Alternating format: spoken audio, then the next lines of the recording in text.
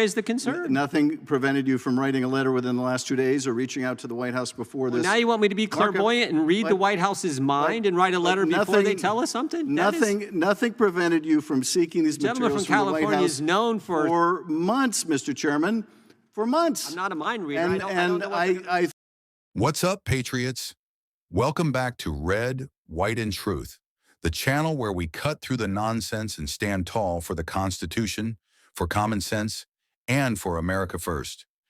Today, we're diving into what went down in that explosive House Judiciary markup.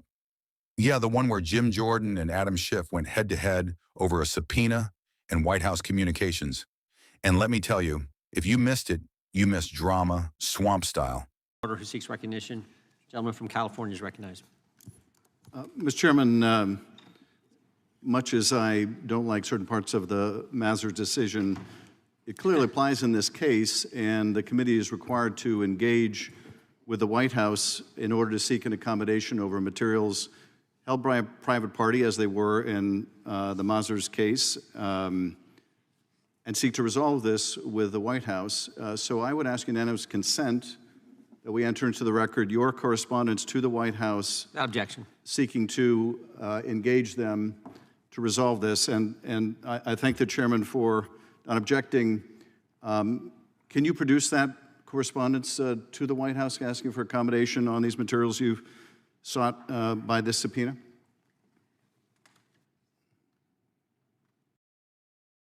First time they reached out to us was 2 days ago.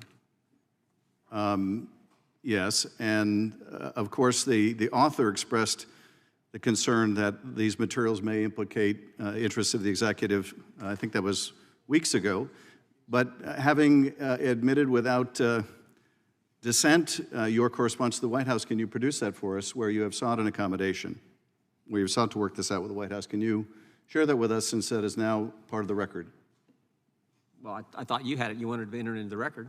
I do. I presume that, knowing your responsibilities, you have sought to engage the White House. So, Mr. Chairman, point of order. Produce the recognized for point of order. I think a unanimous consent request to submit something to the record is where the person who's asking for the floor is the proponent of submitting information that member has. I don't believe it's appropriate to ask a unanimous consent request to engage in a colloquy over discovering information or obtaining information from another member of the committee. Great, and that's why I said that no objection to the unanimous consent request. If the gentleman from California wants to talk about that and present it to us, God bless him. He's allowed to do it to his 5 minutes. I would like clarification from the chairman. Does this mean that there is no correspondence from you to the White House seeking accommodation on this material? We've had all kinds of correspondence with the White House on this broad subject relative to the Zwanitzer and the letter we got 2 days ago. We've not corresponded with the White House yet. And we will, we may. That's a decision we'll make. And you have not corresponded with the White House seeking accommodation ever since the author who you are subpoenaing and seeking to hold in contempt articulated the view that there was executive interest and potential privilege over this material. You haven't sought to engage over the weeks since you received that communication? We have not engaged with the White House since the letter on the 25th of this month, 2 days ago. And prior to that time, did you engage the White House in an effort to obtain these materials? All kinds of engagements with our counsel and counsel. I'm talking about the Justice Department and White House with our counsel over the last several months relative to the special counsel this subpoena, Mr. Chairman. Did you engage with the White House at any time in the last several weeks since issuing this subpoena, the one you want to hold this witness in contempt for? Did you ever engage with the White House in an effort to accommodate, an effort to reach an agreement, an effort to prevent this from having to be litigated?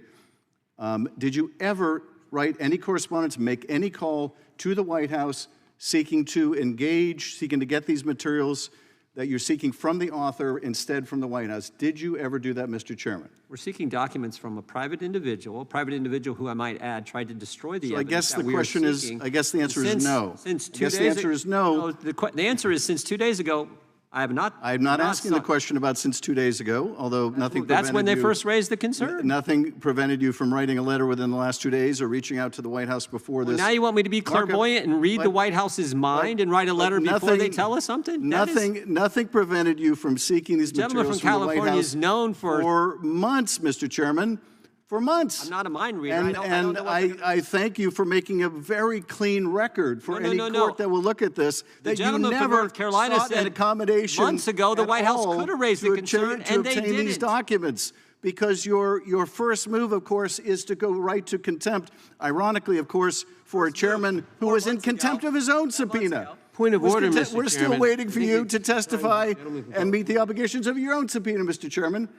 But nevertheless, I appreciate you're making such a clean record for any court in this case that you have never sought an accommodation, never written to the White House, never called the White House, never had a communication with the White House in order to obtain these materials as part of an accommodation. Thank you for that very clean record for the court, and I yield back.